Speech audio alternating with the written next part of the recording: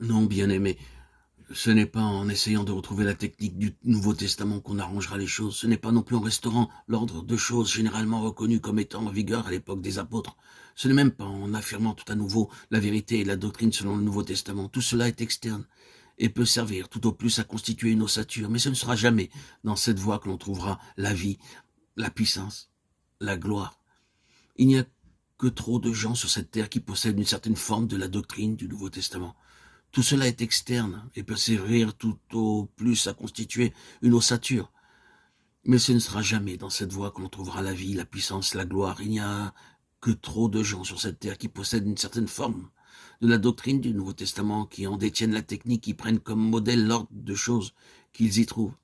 Ce n'est rien d'autre qu'une trame vide, froide et morte, dans laquelle ne peut se trouver la vie, point d'assurance ni de gloire. Le chemin de la gloire du point de vue de Dieu se trouve en son Fils. Pour Dieu, le chemin de la vie est en son Fils, de même que le chemin de la puissance. La nature céleste, pour Dieu, se trouve en son Fils. Voilà l'évangile selon Jean en abrégé. Tout ce que Dieu désire nous dire s'y trouve résumé.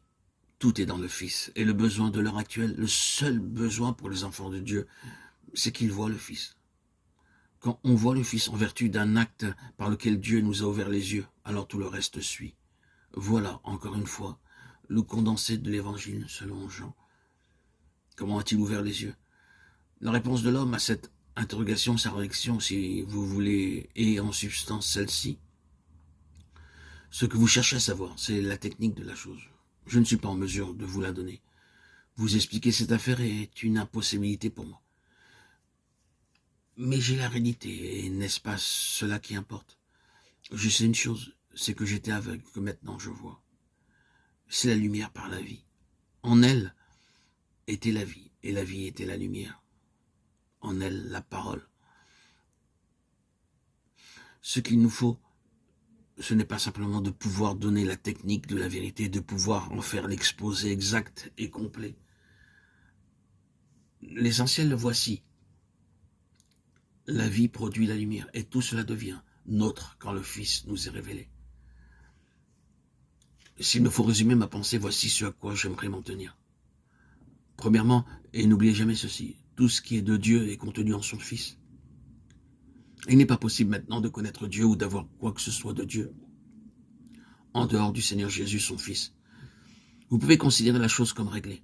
C'est là la conclusion, le point final de tout ce qui peut être dit sur ce sujet. Deuxièmement, il n'est pas possible de connaître quoi que ce soit de la plénitude que Dieu a en son Fils ou de participer en quelque mesure que ce soit, à moins que le Saint-Esprit ne nous en donne la révélation intérieurement.